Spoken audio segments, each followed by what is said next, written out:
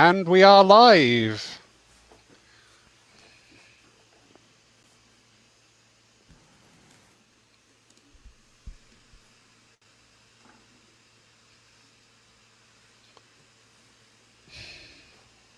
Fabricio, we're waiting for you.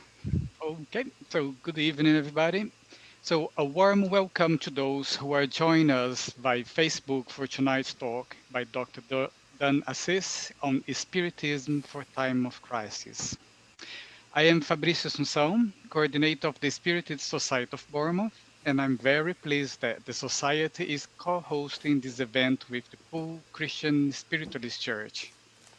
This is one of a series of events resulting from the fraternal collaboration between our two organizations.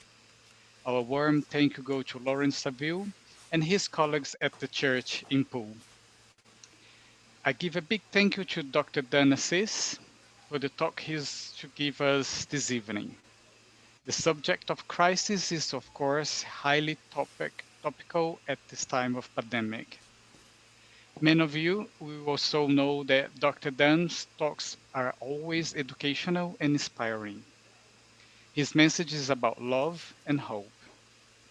Dan is highly experienced as an educator and international speaker on Spiritism. So his talk tonight promised to be topical, educational, challenging, and inspiring. So before I hand over to Dan, let us pause for a brief moment of prayer led by Lawrence. Thank you, Fabricio, and good evening to you, Dan. You just still your minds just for this short time. Leave all your cares, concerns, and troubles at the door of your own temple, for this is your time. Divine and infinite Spirit, Master God, we ask for your help and assistance at this time. We are beset by our own fears and worries, by our concerns for this, your beautiful world that you have created for us. Help us, guide us, and uplift us. Give us that fortitude to carry on, to know that all things are exactly where they should be, in accord with your divine plan, and all things are as they should be. For this is our time. This is our time of learning and unfoldment. And we ask too for a very special blessing on those dear ones that depart us daily and the families that they represent.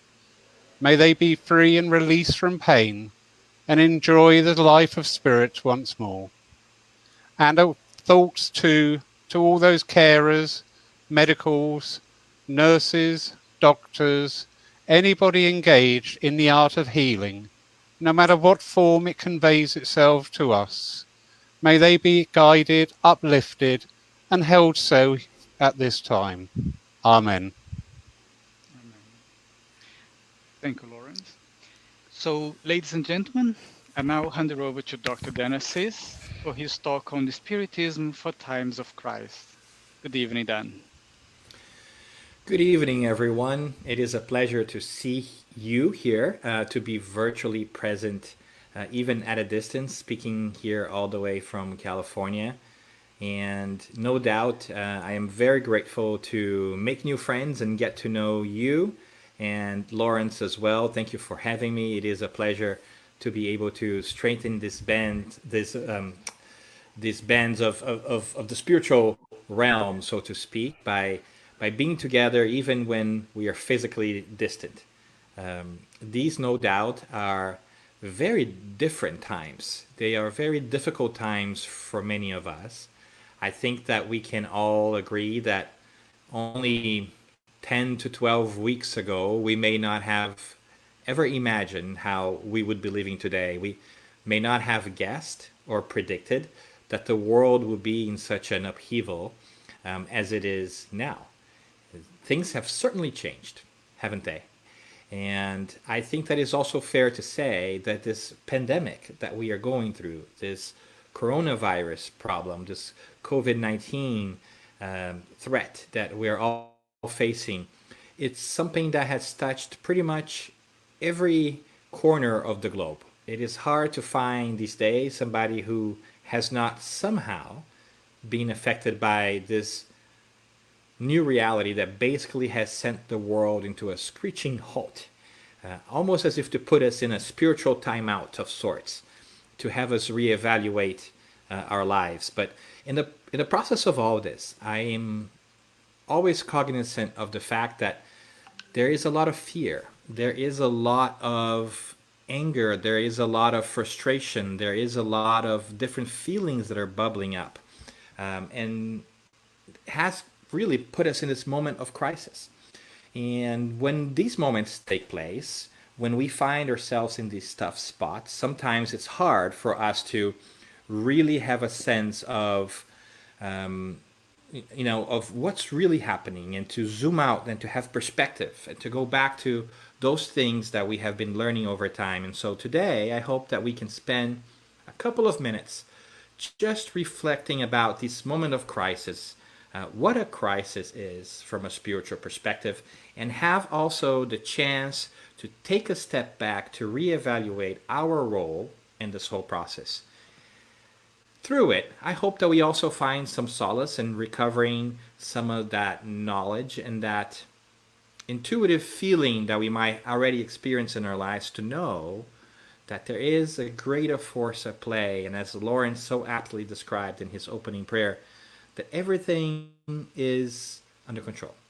So I hope that you indulge me for a couple of minutes, and if you are interacting, and if you want to say hi or just pop in some questions every now and then, we'll try to get to those as well. If these guys don't shut me off, because I do like to talk.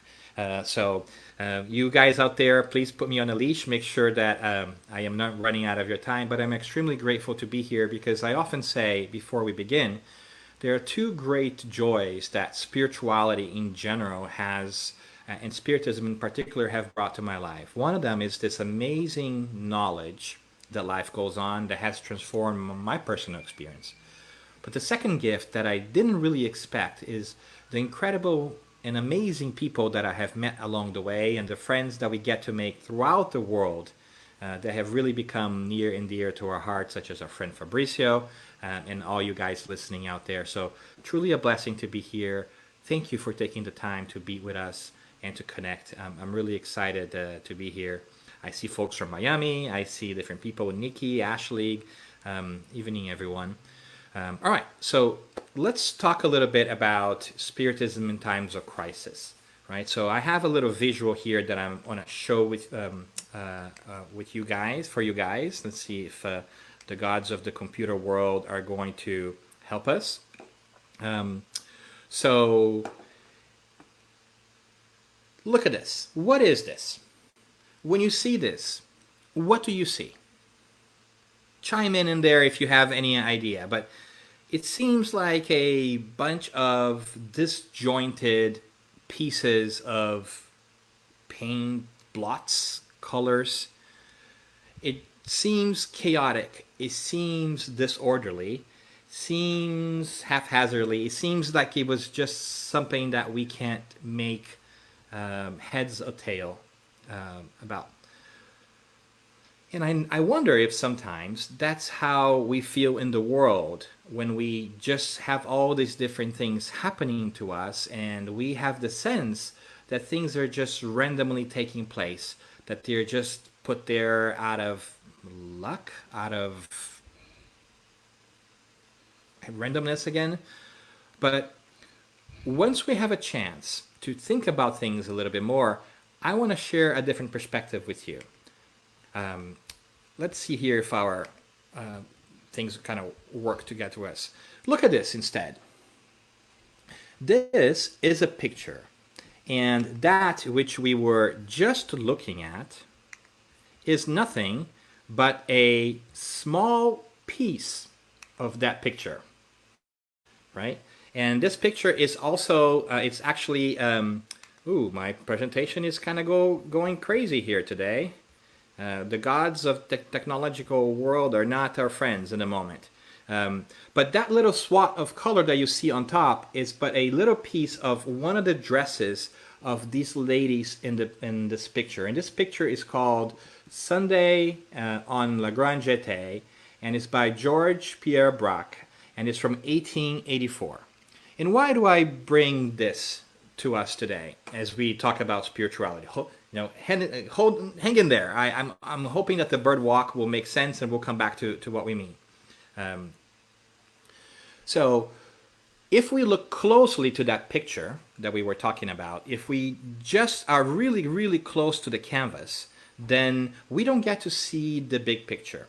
We don't get to see the incredible scenario that was laid out with so many different characters and so many different things.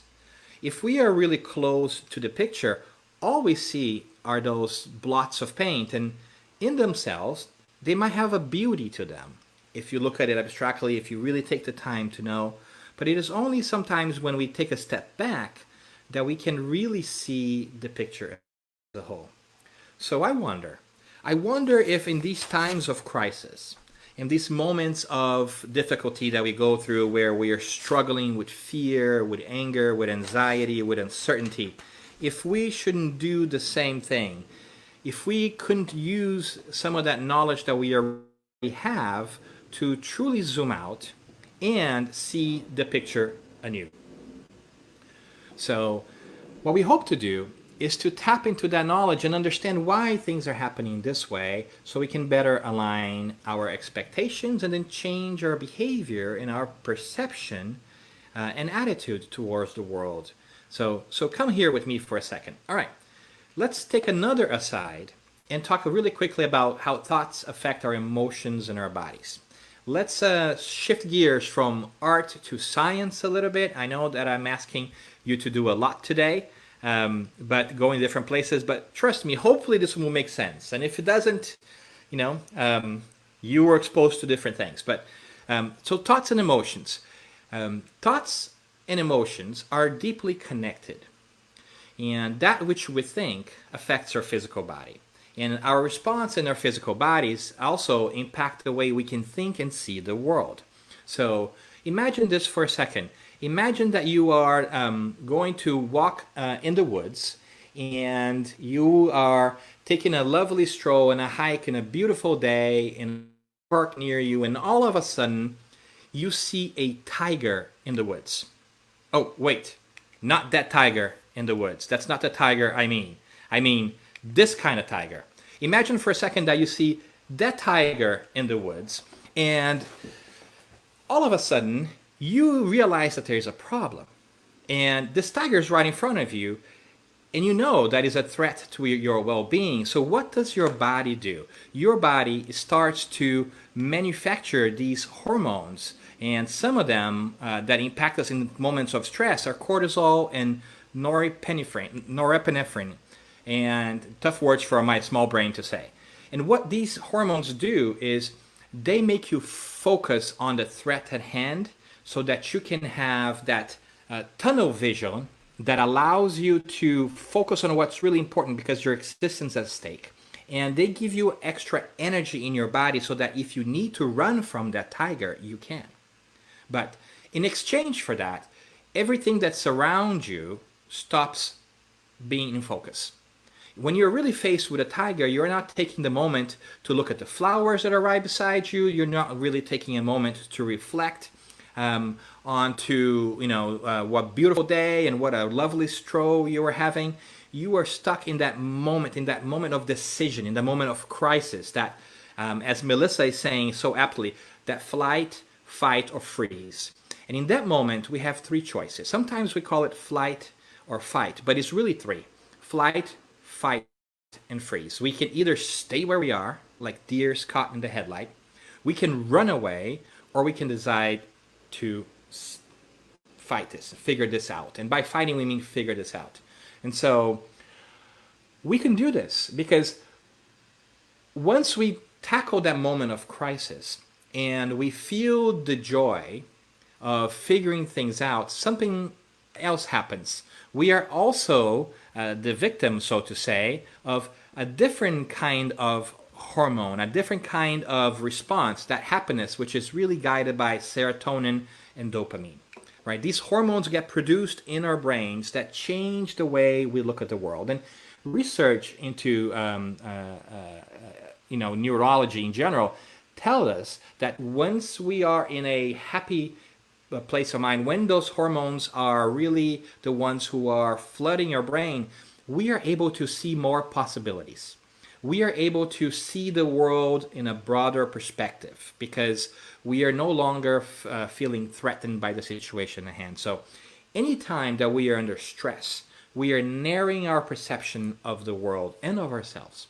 And anytime that we are happy, that we are lighter, we can see the possibilities a lot more around us. So our goal in these moments of crisis, in a way, is to shift from that mode of fear and anger and anxiety that makes us see just the immediate threat in front of us to a larger perspective that allows us to see not only the tiger in the trail, but also the trees around us in a different way that we can take to avoid that tiger. Does that make sense? So I say this because I want to frame this from a physical perspective, because it's important for us to understand that these challenges that we face with the COVID virus, they're serious.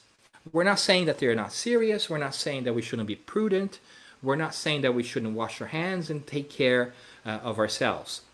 But we're also asking ourselves to open our minds, our souls, and our hearts to the possibility that there is a bigger picture that sometimes we are not seeing, that we are not watching, because we are so focused on the threat at hand. And sometimes when we are so focused on the threat at hand, even physically, neurologically, we shut ourselves down to other possibilities and we tap into perhaps the not so elegant, instinctual part of us that says we should survive at all costs. And we perhaps do some things and carry ourselves in ways that are not really flattering, but don't benefit ourselves or even others because we are not thinking straight. And one example I can give you that we had here in the United States during this challenge is everybody went to the supermarkets and they bought toilet paper, which I still don't understand why, because it's not a gastrointestinal virus. That's a different conversation. And they bought hand sanitizer. And I was thinking, wow, this is an interesting perspective. Everybody's buying hand sanitizers, but if everybody buys hand sanitizers and others around them cannot buy hand sanitizer, it won't work. Because you can clean your own hand, but if other people still have their hands dirty, when they interact with you, you are still going to be susceptible to catching the virus. So, in this moment of panic, of stress, we think of ourselves through a fear lens, and we just do what we think we need to do to protect ourselves, forgetting that golden rule that it's important for us to do unto others what we would like to do unto ourselves. That is, that if other people also have hand sanitizer, it benefits me. That everybody's victory or everybody's well-being means my well-being too. So in a biological way, I think that this COVID virus is teaching us a lesson to go back to this idea that a rising tide lifts all boats, that nobody wins until everybody wins. That is calling us to reflect about these important moments on our planet where just taking care of oneself is not enough. It's no longer sufficient. That we also need to think and wake up to this larger spiritual reality to understand that taking care of ourselves means also taking care of others. Because in taking care of others, we take care of ourselves.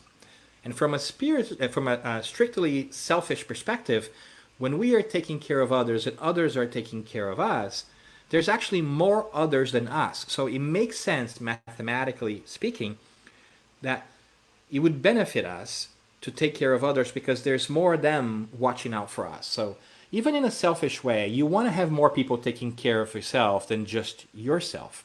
So it's a really interesting perspective that has led us to shift. But here's what I really, really would like to get at, right? What I really want to get at is we as spiritists and as spiritualists, we already know these things. What is happening is that in this moment in time, where we are afraid for our physical lives, which is understandable and is an instinctual piece, we are forgetting to go back to that which is the core of what we know and actually who we are. This idea that we are spirits. We ourselves are spiritual beings.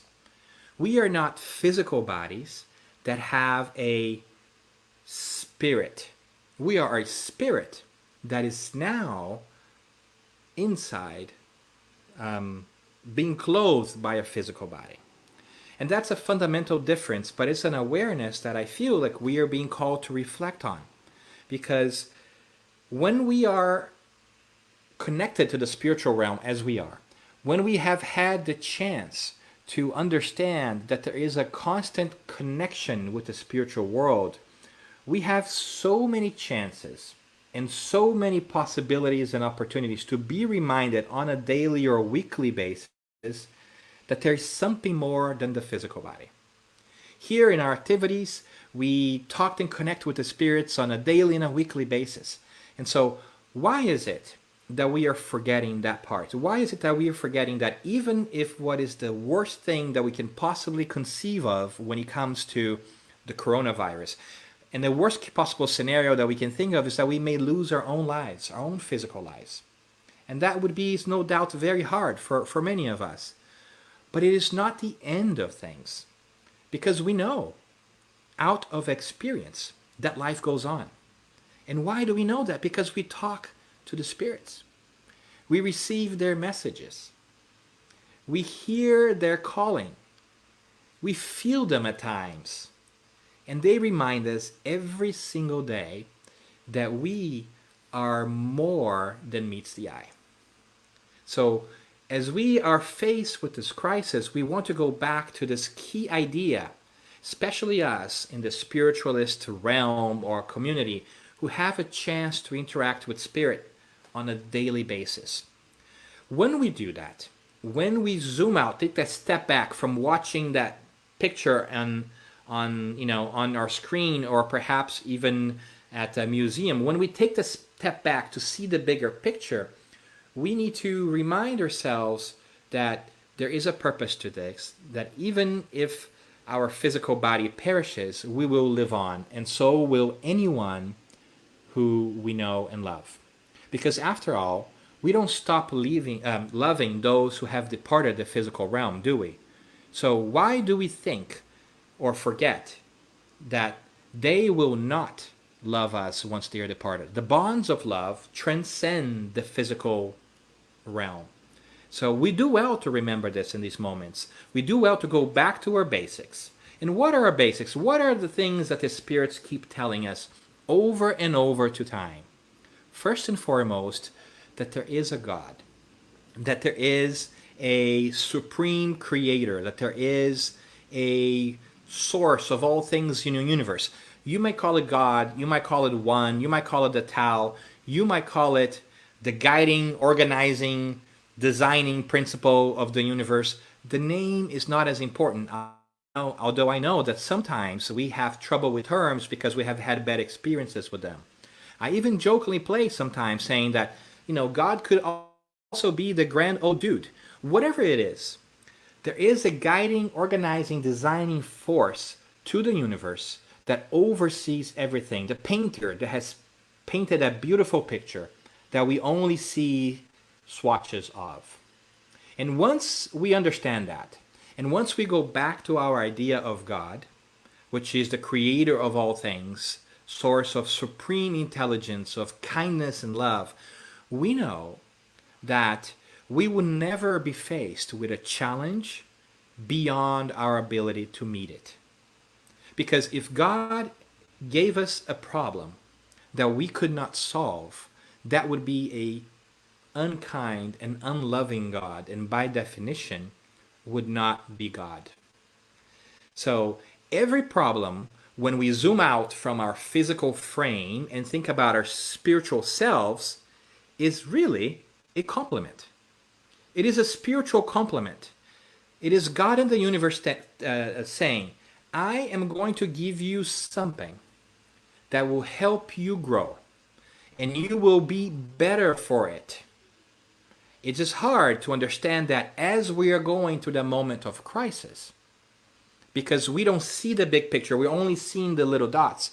But when we are able to zoom out, we begin to understand, aha, the creator, the source of all love, of all order, of all wisdom in the universe, has chosen to put this in front of us. So there is a purpose. There is a learning to be had here. And once we understand that, we go back to that which the spirits have also been telling us for ages and ages and ages. In all of our history as a humanity, we have had spirit communication.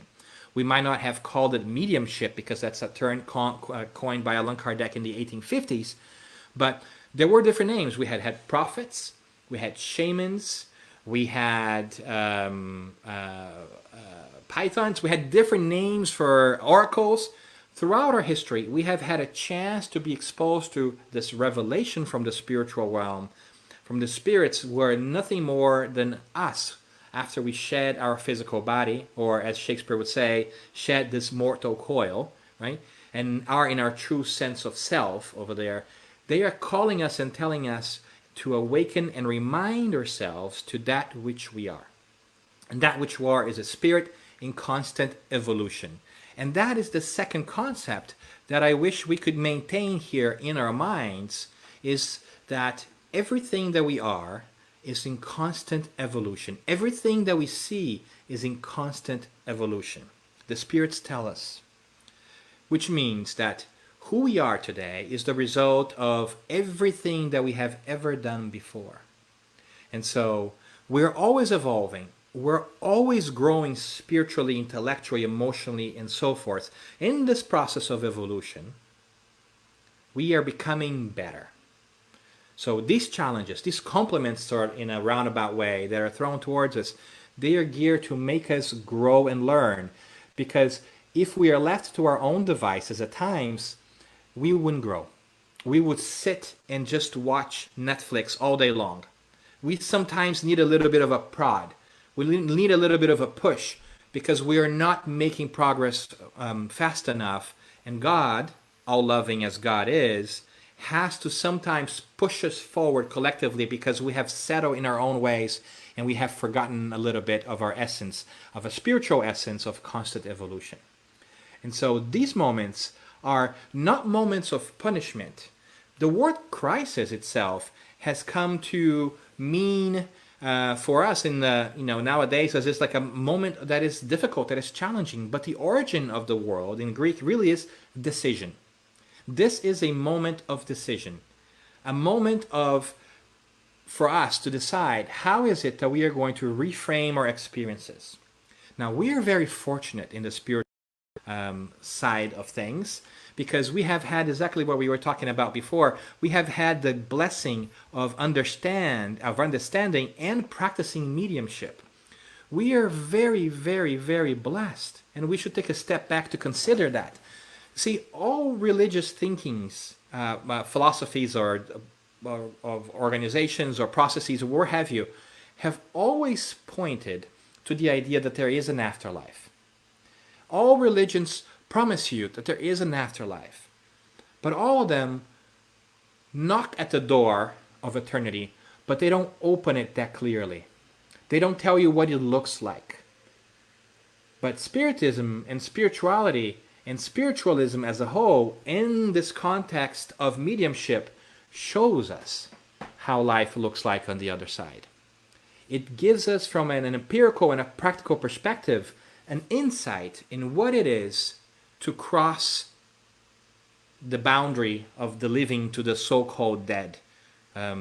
Basically, Spiritism, mediumship, kills the dead. There is no more dead. They're only living. They're only different realms of life. And that's a fascinating thing that I wonder if we are internalizing that to our day-to-day lives. Because once we do, shouldn't that slightly take some of the fear we feel away? The fear of and the anxiety about physical death, shouldn't that be waned or quenched in a certain way? Shouldn't it die down a bit, to use a bad choice of words? Shouldn't it really start to go away because we have the certainty that we are going to outlive our physical bodies. Sometimes we get so hung up in the trials of life that we just want that assurance that everything is going to be okay. So we seek to contact the loved ones on the other side, and that's valid and that's great. But I think, and I wonder, if these moments are not the moments in which we are actually asked to not just seek for solace and connect with those and make sure that those around us are okay, which is also very important, but to really start to let it percolate in our souls. What are the implications of this knowledge that we have? If I really believe in the existence of the spirits, shouldn't I also start to reevaluate my fears about death? Shouldn't I also spend more time thinking about how and when it will happen? How and when I will cross over? And am I prepared to do so at this time? These are very difficult questions. Questions that society has not prepared us to really face. We live in a world today, in a world that basically tries to evade the topic of death and dying. And it's even hard for us to talk about because we haven't really been brought to think about it. Our schools tell us about knowledge and understanding, prepare us for life, but very little that we do as a group of people has really prepared us to face this greatest transition. The only certainty, as Benjamin Franklin said, that we are going to face in life, other than taxes. He said death and taxes. But taxes we can handle somehow. Death has been proven to be a little bit harder. But this COVID situation, as I sometimes like to call it, has forced us to grapple with this inner sense of mortality that we have not really tackled. Even in our spiritualist practice, sometimes we think about the death of other people. But have we considered our own passing? If you were to happen today, how would you feel about your life? Would you change anything today if you knew that 3 months from now you were scheduled, so to speak, to return to your true home, the spiritual realm? Would you live life differently? Would you have things that are still unresolved that you would like to take care of that you haven't?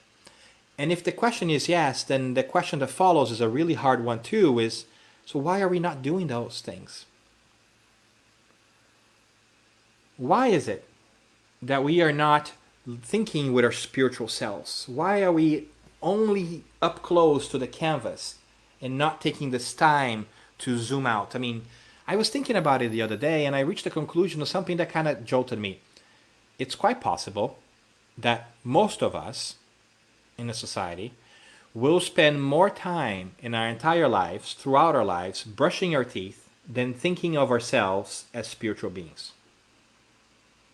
And if we don't think, if we don't practice these things, then it becomes hard for us to achieve this new mentality, to change our minds and to let us see things from a different perspective, to zoom out of that couple of blots in a picture and to see the beautiful canvas that the universe affords us, that God has created for us, that the spirits keep repeating to us.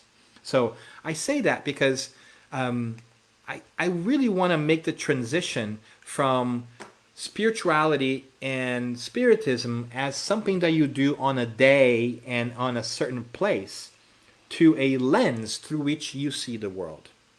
Have you stopped to think of yourself as a immortal spirit and look around others and also think of them as immortal spirits? Do this exercise. Next time that you are walking around after this crisis has gone by and we are back in the public, stop for a second and say, wow, look at that. All of those bodies moving are spirits with incredible histories to them, with how many lifetimes of knowledge and practical challenges and sufferings and moments of happiness. All of them are constantly changing just like we are. All of them have their story.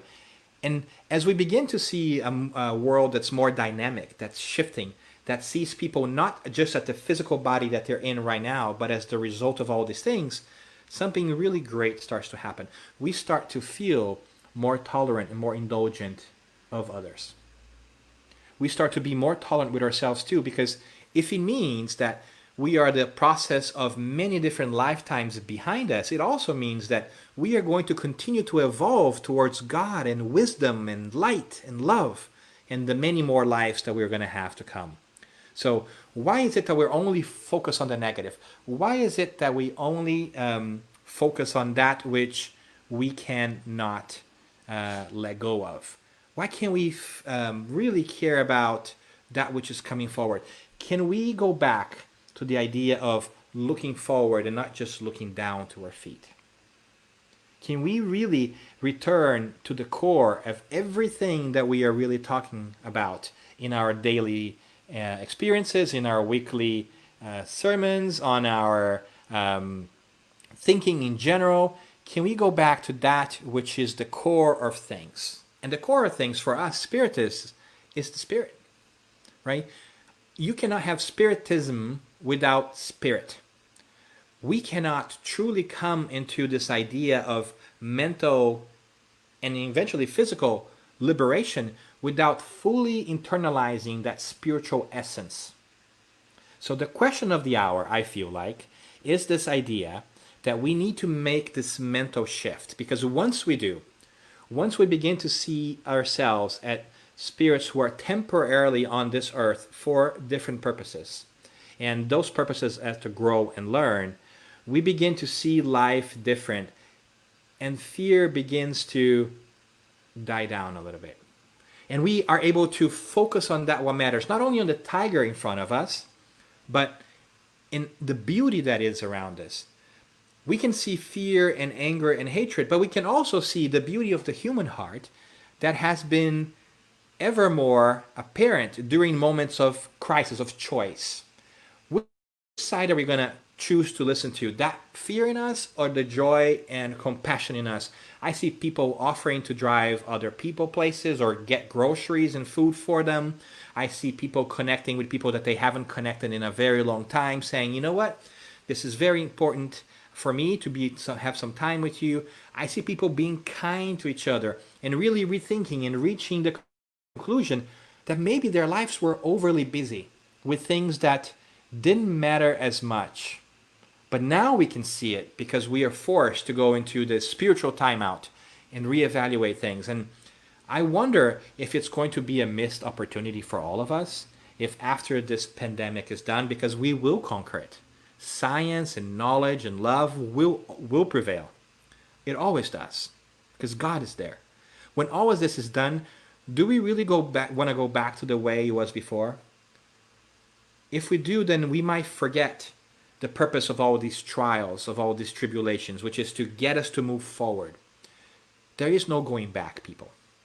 We can go back to the world as it was, but we are going to be different. We are always evolving as spirits. So what is the lesson that we take from all of this? What is the calling of the moment to change our perspectives?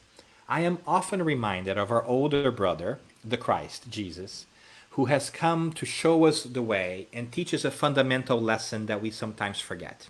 That life always wins.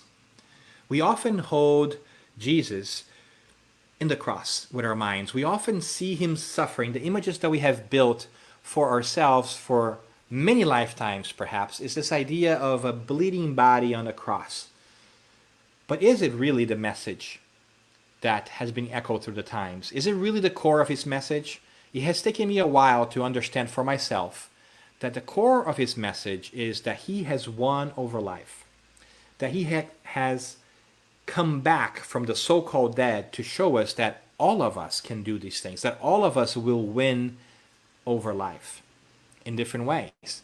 All of us will survive our worst days, will be abandoned, forgotten, stepped on, will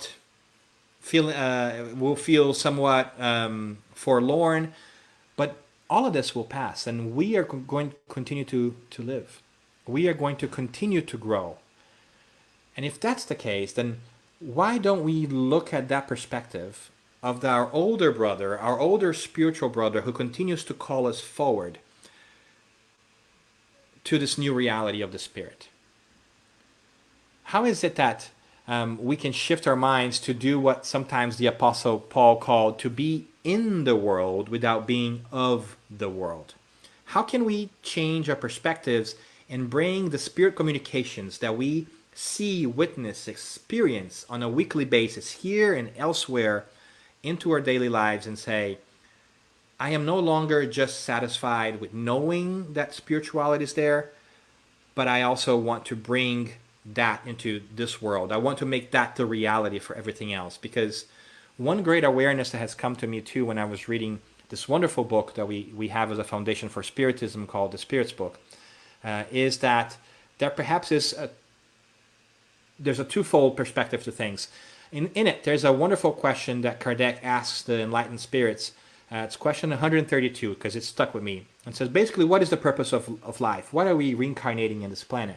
And the spirit says, to evolve, to develop, and all the things that we already feel intuitively, that we are here to grow and learn. But later on, it took me a while to catch it. There is another aspect to it too. There's two things that we have come to do. We have come to grow and learn, but we have also come to do, as they say, play our part in the creation. We also have a role. We are also co-creators. God, divinity, is asking us to be co-painters of that picture, to also help others. And so through our example, through our understanding of spirituality, through our acceptance of this ultimate reality that we are not this physical body, that this is just the clothes that we wear at this time, that the Dan that you see here today will look different in a future life, and it has to look different in a previous life. Once we accept all of that, then we have a role in modeling confidence, love, behavior, steadfastness, and go about our business in the best possible way so that the world can move on, because the world evolves too. And so it's really important for us to kind of shift that and take that into our daily lives and remember that. One image that comes to mind that I really like from the New Testament is it's that idea of Jesus calming the storm. And you might remember that brief story to kind of wrap us up. They go in a boat in the evening and they fall prey to a great torment, a great storm, and the boat is about to capsize, they feel like. So they awaken Jesus, who is sleeping in the back. I don't know how one can be sleeping in a storm, right? But they awaken Jesus in the back, and then Jesus calms the storm. And I wonder if that symbolism is really fortunate for our times. I wonder if we forget that this storm that we're going in is really an outside storm that has manifested internally. That when we calm our inner storm by remembering these values and this knowledge that Spirit brings us, that we can see the storm outside calm, that we can live in the middle of a funky world, that a difficult world that is going sideways on us, if we are centered and calm in our spiritual essence. And that awakening Jesus really means awakening all the spiritual knowledge that we have gathered about the message that he brought to us, which is that life is never ending. So when we bring that up, I think the storm on the outside world calms down. We're able to change our perspective, but it takes time and it takes effort. And it takes zooming out, because when we are in the storm, all we see the storm. We forget why we got in the boat in the first place. We got in the boat to get to the other side, to grow.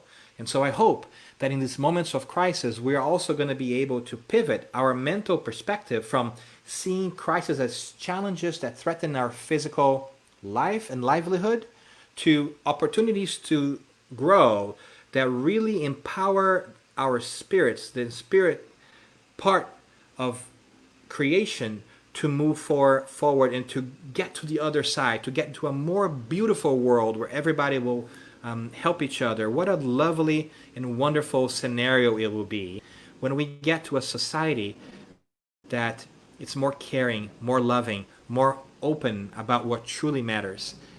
So I think the invitation of the moment is for us to consider that. I know that I've been pondering that quite a bit in everything I do, and saying, how can I bring that to my daily life? How can I reflect upon that which I have learned through mediumship, through spiritism, to spiritualism, to rethinking the role of the Christ in my life?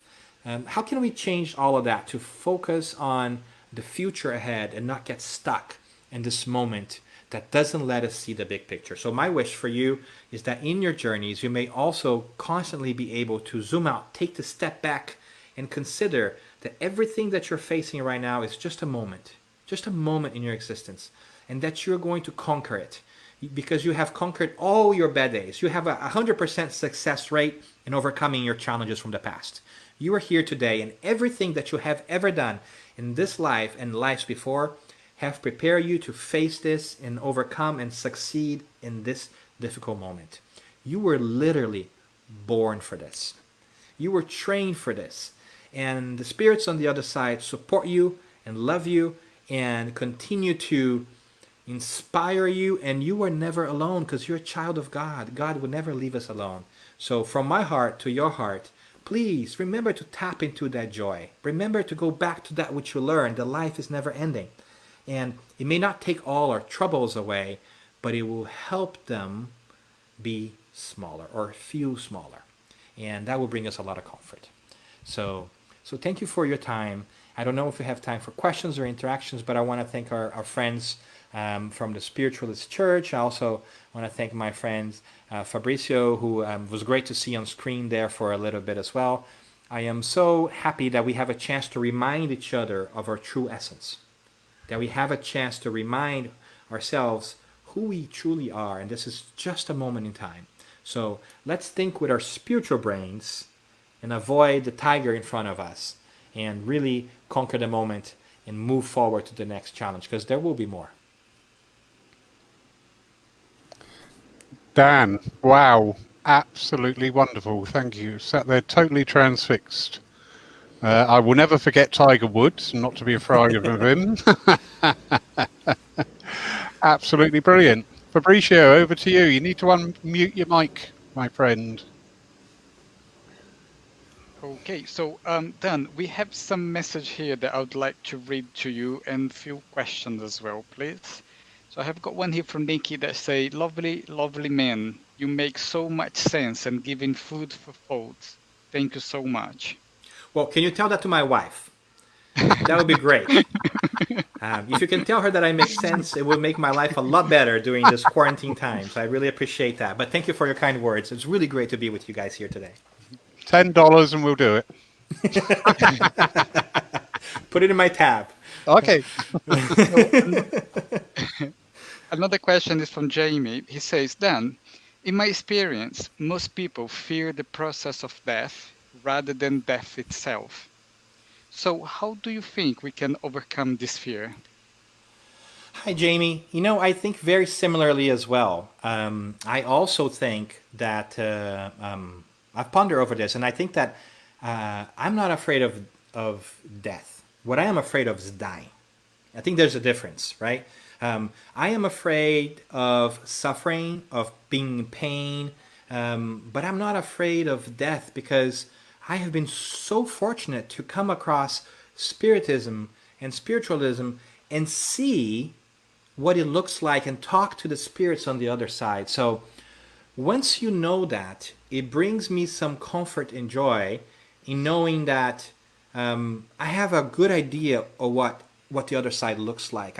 I don't see the whole picture because I'm still here, right? I'm too close to the canvas. I can't see the big picture.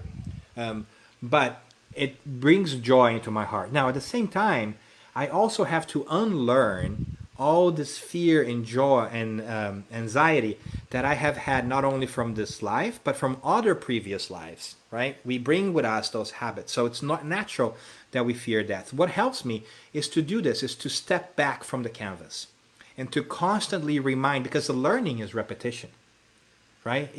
We have to repeat that. And that's why it's so great to have conversations such as this one on a weekly basis, because it's us bringing that to our physical brains, that which we already know in our spiritual minds, that we are going to survive this. And more we have proof of the existence of life after life, not only because we think it's there or because somebody told us it's there, but because we see that replicated often. We see mediumistic phenomena happening all over the world all the time. And if something's happening everywhere with people that don't know each other, and it keeps happening again and again, it's scientific proof, right? That if something is replicated, that is indeed the truth. And we also have other things to point at. We have people who remember past lives spontaneously, and they can only do that if they had past lives. So it means that they've survived their past lives. We have people who, who have all different kinds of ways of knowing. There's like 5 different things that you can look at that we kind of assure you that there's out-of-body experiences, there's near-death experiences, right? All these different things that tell us that our spirit can outlive or live outside our physical body. So practice by reminding yourself of that, oh my God, tongue twister, of death, and then you will overcome death, at least the fear of that. But it takes time, and it won't happen all of a sudden, and it's okay. And it's okay for it not to happen all of a sudden. But it takes practice and takes conversation, because where else do you have a chance to talk about these important things in the world out there? Let's be honest. If you go outside and talk to somebody, which you shouldn't, because right now you should be inside, just remember that. But when you have a chance to talk to your friends, how often does the topic of death, of not death of the end of physical body, but the life after life come up? It's really hard in our society, so we haven't really been set up, and these are things that we have to transform. I'm not saying go strike a conversation in the pub about spiritual life. I'm saying, how can you bring them more often into your sense of self, in the forefront of your thinking, so that you give yourself time to be acquainted? Because these big ideas take time to take hold. I often think that the longest journey we do is this 20-inch journey between our minds and our hearts, right? Sometimes we know things, but until we repeat them and make them part of our reality, we don't feel them. And sometimes our hearts and minds get disconnected. And as we were saying, sometimes that those hormones and those responses cloud our spiritual vision, right? So true. I think that the way to overcome that, at least for me, is to remind myself on a very frequent, and I try to do that on a weekly basis, of the presence of death, and that death is not this big monster that we have made it to be. We talk to the so-called dead all the time. They brings us wisdom, they brings us love. It's not so bad to be dead, so to speak. Of course, we don't want to rush it.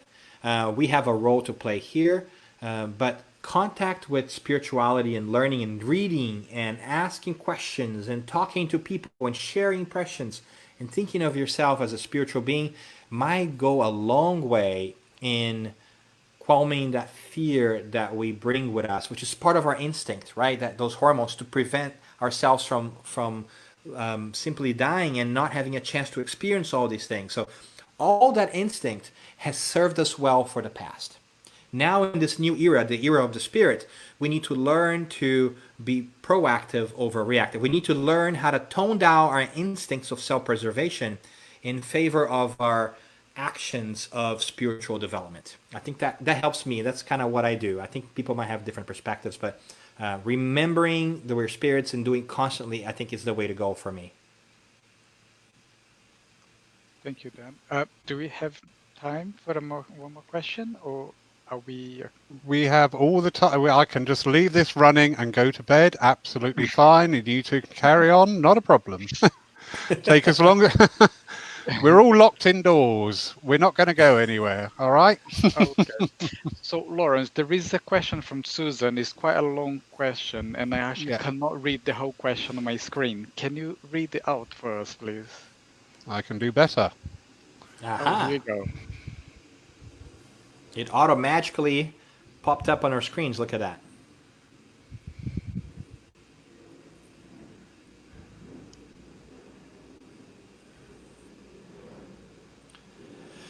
So Susan asks us, do you feel one of the problems people have with seeing the spirit in each other is that they only see the physical body and the ego, which is a form of data programming from childhood, society, etc., and that is part of the problem of only seeing the physical form, and therefore when the form dies, there is nothing rather than the spirit, energy living on, and therefore there is a fear of death because of ceasing to exist, because of a fixation on what physical form as being alive.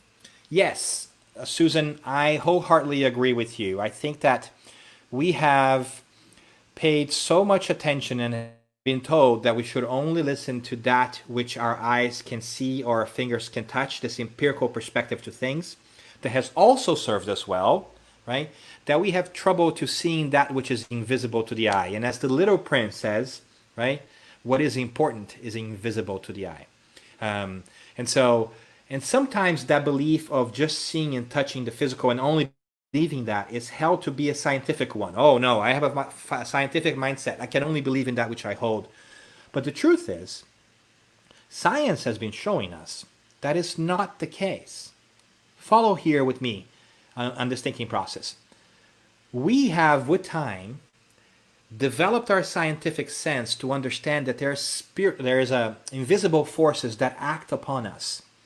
There's electricity, there's magnetism, there's all these different things that have been gravitational pulls, all these different forces that which we cannot see yet they exist, and they exert a palpable influence in our lives. I honestly feel that some scientists are truly incredible spiritual missionaries. I think of Mesmer, I think of Maxwell, who came up with a unified theory of electromagnetic fields, and all of these people have come to teach us great lessons that only now we're beginning to understand, that there's more than meets the eye. In fact, we cannot even trust our eyes because sometimes there is physical and optical illusion, so we have come to understand that there's more than meets the eyes. And I'll go one step further. If all that we carry is matter, science has also led us to dive deeper into matter. What is matter? Matter is a conglomeration of atoms, right? But what are atoms? They're made of different parts: electrons, neutrons, and protons. And did you know that there's more empty space between them than there is matter? So we are truly made out of empty space, which is curious because we can touch and feel. But I go a step further. Even electrons and neutrons and protons are themselves made of subatomic particles that are even smaller and smaller, and quarks and all these things that scientists are explaining. So what I'm saying is, at the foundational level of all matter, according to physics and quantum physics, is energy. So science, the more it advances, it basically kills materialism. It's ingenious the way God has orchestrated things. The more we develop our scientific knowledge, we realize that there's more than meets the eyes, and at the end of the day, it's not about matter. Matter truly is energy. And spirit is nothing but a form of energy, the quintessential form of energy. I hope that makes sense. So, yes. So how can we practice seeing beyond the physical? We have to have these conversations. We have to remind ourselves of the experiences that we have and know that that which you see right now is not who I am. That which you look in the mirror is just a snapshot in time of who you are. You are not your physical body. If you were to, have you ever seen those detective shows or real life things where they cover the face of the person who's going to give some important testimony, and they then hide their voices and do the electronic piece, and you can't tell who is there. You can only hear what they're saying, but not through their voice. I always wonder, like, if we did that with our friends and with ourselves, would we recognize who we are? Would we recognize who we are by the essence of what we speak? Would we recognize our friends by the essence of what they say and do, rather than just paying attention to the physical? It's so hard. It's so hard. We're so entrenched in the physical that is difficult to make this leap. But I think this is the leap that it's required of the time, because we had revelations before through physical figures. We needed gurus, right? We had, for instance, in Christianity and the Judaico tradition, Christian Judaico tradition, we had Moses, we had Jesus. But now we are learning that this revelations, this new knowledge, it's coming not through somebody, but through something, right? Through a spirit. We have our mediums speaking, not of themselves. The person who is telling us those things is no longer in physical format. We see the medium, we hear the medium, but we are being asked to pay attention to the idea, to the spirit. That's a really hard thing, because we're still so attached to the physical form that we want to touch, that we want a person, we want a medium, we want a guru that's going to show us the way. but I wonder if we need to kind of make all efforts to judge the message, right? The book, not by its cover, but by the quality of the content. So it's very hard to make that shift, but we're so fortunate that we already have all that we need to begin to believe in this new reality of the Spirit, because we see that every day. The more we see mediumistic effects, mediumistic communications, we are convinced in our hearts that there is something beyond the physical. And so we need to train our minds to accept that as well. That takes time, though. Learning takes time, and it's uncomfortable. So yes, I think that we need to continue to do our best to see beyond the physical in people, and not just think that they are that picture in time, that body in time. They're more than that, and we are too. So let's give ourselves some grace as well and be tolerant, because we're always changing. But I think it's a brilliant observation, Susan. I very much agree with you.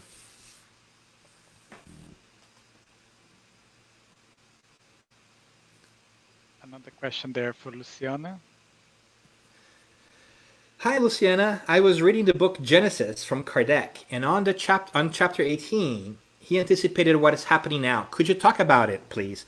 Are you sure you want me to keep on talking? Because I can. So I think that's a fascinating book. The Genesis, it's a book that was the fifth book that Allan Kardec put together. And Allan Kardec is the pseudonym, is the name that the spirits said a French educator called Rivel, Hippolyte Léon Denisard Rivel, should use. Because he was not to use his own name, because that was not his work. He was a contributor, he was an editor, but it was not his work, because again, we didn't want to have a guru, right? So the spirits were already telling us it's time to break away from the form and focus on the spirit. So this is the fifth book he wrote, or he put together from spiritual messages that he had received. And so one of the reasons why in Spiritism you're going to find, like the Spirits book that I mentioned, you're going to find a lot of question and ask format, right? The Spirits book, it's a fascinating book, but it's not an exciting book, because you don't sit down on a Friday night and say, I'm just going to read this book from beginning to end, because it could be dry, because it questions and answers format. It's not like a novel, right? But that is made on purpose so that we can be closer to the primary source of what the spirits are saying. So there is no interpreter in between. So there's less of a filter. And Genesis is also the case. The last chapter of the Genesis, which is a book dedicated to going back and reevaluating all these different miracles and predictions of the Christ, now that we know through all the books that came before that there is life after life, that there is spirit communication, that there is the immortality of the soul, that there is reincarnation, how can we go back and reevaluate all these things? And that chapter, which is actually very symbolic because it's the last chapter of the Genesis, Kardec brings forth some of the messages that he has received at the Spirit Society of Paris in the 1860s, and some others that were sent to him as well, where many different spirits tell us that in the 1860s, when they were really shaking things up, mediumistically speaking, where there was a lot more physical mediumship or physical effects, when tables were moving, when the tipping tables and all that kind of stuff, the spirits were doing so to awaken us to this spiritual reality that was always there. But because we already had the scientific and philosophical knowledge as a whole to understand it, it was time to take it a step further. And so they call it the era of the spirit. And that's how Spiritism came about, and how we started to democratize this idea of mediumship. And long story short, maybe for another time we'll talk about that. But the Genesis is really interesting because the spirits have been telling us that we are going to, as a whole, as a world, going to this moment of transformation that's not going to happen in 1 hour, in 1 day, in 1 year. COVID is not it, right? It's part of this transition that the planet as a whole is going through, because the planet also evolves. We each evolve individually, but as a collective, we also evolve. And so these moments are somewhat predicted, and they match the old Christian thinking that we see from early on, from the prophecies and so forth, about what sometimes is called the apocalypse, right? The end of times. That's also a really tough word, because we have changed our understanding of that word with time, and we think that the end of times, apocalypse, is the end of the world, and that the world is going to disappear and explode or what have you. But that's because we think our physical minds. Jesus was not about our physical minds. Physical was about our spirit.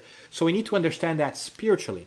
The apocalypse, which is a Greek term called, which really means to uncover, to reveal, right? So the apocalypse is not the end of the world, but it's a revelation of our true spiritual selves.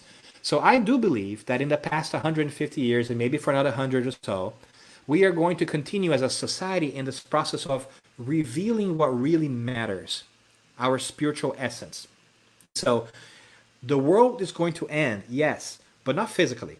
The world as it is, the ways in which we carry ourselves, the selfishness, the materialism, the focus on just our people versus other people, our family versus other family, our country versus other countries, the us versus them mentality is going to end. That world is going to be left behind.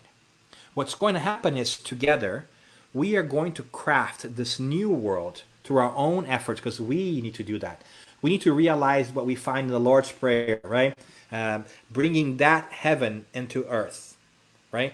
It's our job to make this happen. Nobody's going to make that for us. We are the ones who are going to do it. But we are going to create this new world where people are going to be kinder, nicer to each other, where they're going to collaborate instead of compete, because that makes more sense, because it benefits everybody. That world is coming, and it's not coming fast enough. So we are going to have to face these challenges along the way, such as the current pandemic that we are facing, because we need that jolt to rethink how we're acting. When we lag behind a little bit, divinity comes and shakes us up just enough to make sure that we're moving. We often say that we either learn out of love or out of pain. If we're not proactively learning, somebody's going to push us out of a comfort zone and make sure that we continue to move on, because we must move on. Everything in nature always moves on. So the chapter 18 is really a fascinating one, because it points to that, and it points to that 163 years ago, 150 years ago, thereabouts, just to remember that which has been told us, which has been told to us for thousands of years, ever since this incredible spirit of magnitude that we cannot comprehend, Jesus, the Christ, came to be with us and to say, pay attention to the spirit over the physical, right? And so he has been preparing the way for us, and many other beautiful spiritual messengers along the way have been echoing this message that we need to change, we need to pay attention to the spirit. And it's got to a point that now we have interactions with the spirits on a regular basis. It's amazing how much progress we have made, but it's not enough. So if you have a chance and you're interested, that last chapter, chapter 18, and actually a little bit of chapter 17, has some thinking that Kardec brings forth based on some communications that some interesting spirits have shared with us about these difficult times that we are going through. Not for us to forget that these times are not a time of punishment or the end of times, but they are the storm in the middle of the lake before we get to the other side. That we need to keep an eye on the prize, and the prize is our spiritual evolution, our collective spiritual evolution, right? When we get to this better world that we need to create through our own actions. I hope that makes sense, and I hope that piques your interest to kind of take a quick read in that book too. It's a very fascinating resource for those who want to dive a little bit deeper. Lawrence, you're on the mute. Oh, if only we could mute anybody. Over to you, Fabricio. Last question then, and then I will hand it over to Lawrence for the closure prayer. So this question comes from Eddie, and he says about incarnation. Everyone thinks they are sequential. Is it possible that my next incarnation could be in the past? Or do we live several incarnations simultaneously? Ooh, Eddie, I'm going to try to make this short for the interest of time and share my perspective. I love that question. It's one that I've asked myself too. I think that they are sequential, and I think that they two don't happen simultaneously, because I think it's hard for us to split our focus. And I still think that we are... Let me back up a little bit and see why, and share why I think that way. I think the key to understanding this is the concept of time. Time is a complex beast for us to really understand. It's really hard for us to understand time. I think that time is really here for us because at our level of intellectual development, we have trouble comprehending everything at once. We need to be focused on small chunks of things because our brains have not yet gotten to that Christ consciousness level, to that divine level where we can really see many things at once. I think we're beginning to kind of expand our awareness. But even when we discarnate, when we leave our physical bodies, we don't have this all-knowing perspective. It takes many, I don't know how many incarnations to get there. So I do think that time helps us because it helps us focus on little chunks to process at a time. And so it helps us also give a sense of momentum and see linearity and build on the consequence of our actions. And a lot of nature, it seems, is based on cause and consequence. We trigger something, there's a consequence to it. And the consequence is always linear too. So nature is telling us that that the world works in this manner for the time being, right? So it makes sense that we would also have our incarnations for me in a linear way because we have to be the bearer of the results of our actions. That's how we learn. So if we do an action today and it has consequences in the future, we are responsible for that. So that's why it kind of moves forward, because if we're able to jump back too, we evade those consequences, right? And it makes it very complex. So I do think that they move forward. I do think that we don't split two incarnations on one, because I don't think we need to. I think that our consciousness cannot be in two places at the same time yet.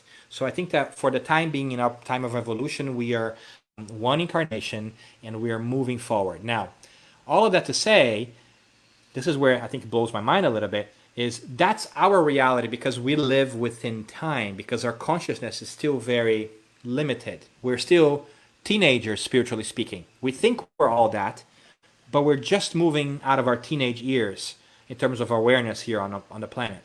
But there are others who have gone through this, like our brother, the Christ, and his ability to understand things is far more advanced, and he can see things way farther than we can.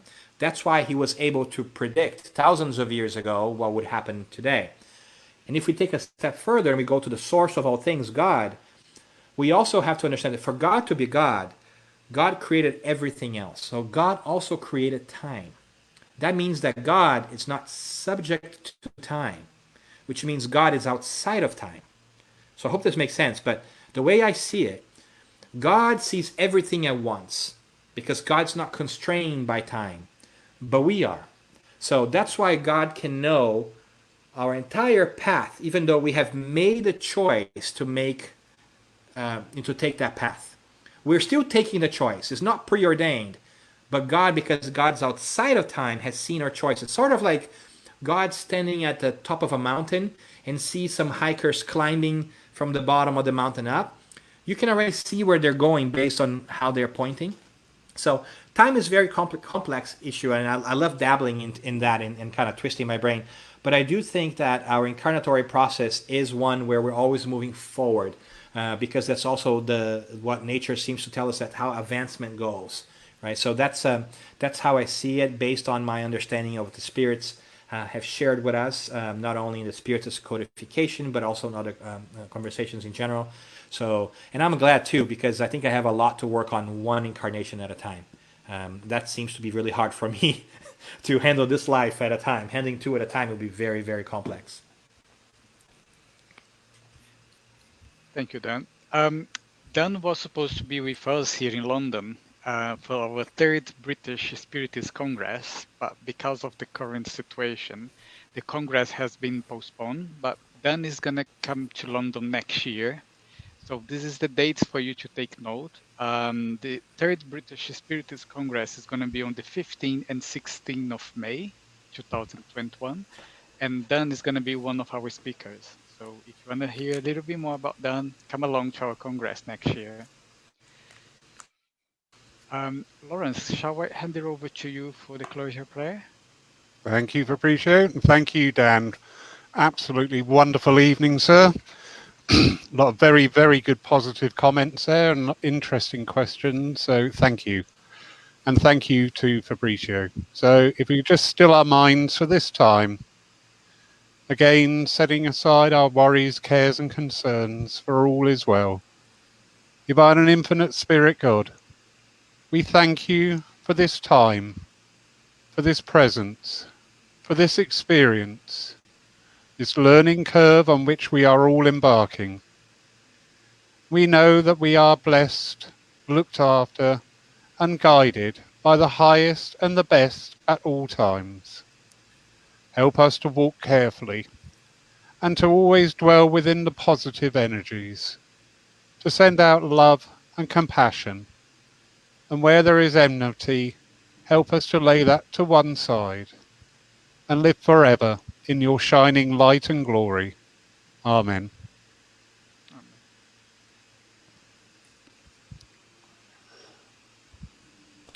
Thank you very Somebody, much, friends. It was a pleasure being with you guys. I was saying, somebody speak. We're all looking at each other going, who's doing it now? Your turn now. Yeah. Yeah. Mauricio, over to you, sir. Thank you, Dan. Thank Lawrence for this lovely evening. We will be having more talks like this every fortnight, and the next one is with Josara Kornagold, and she will be talking about the truth of mediumship. So it's on the 29th of May at the same time, and the topic is going to be truths about mediumship.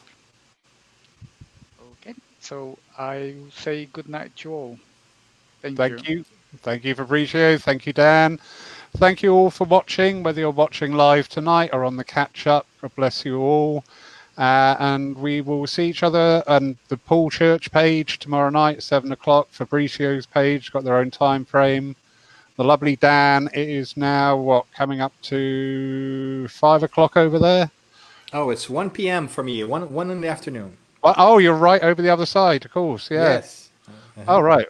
Oh, well, it's wine o'clock then. Let's get to what really matters. Yeah, exactly. Yeah, you said stick with the spirit. Dan, beautiful evening. Thank you so much. Thank you all. Thank you.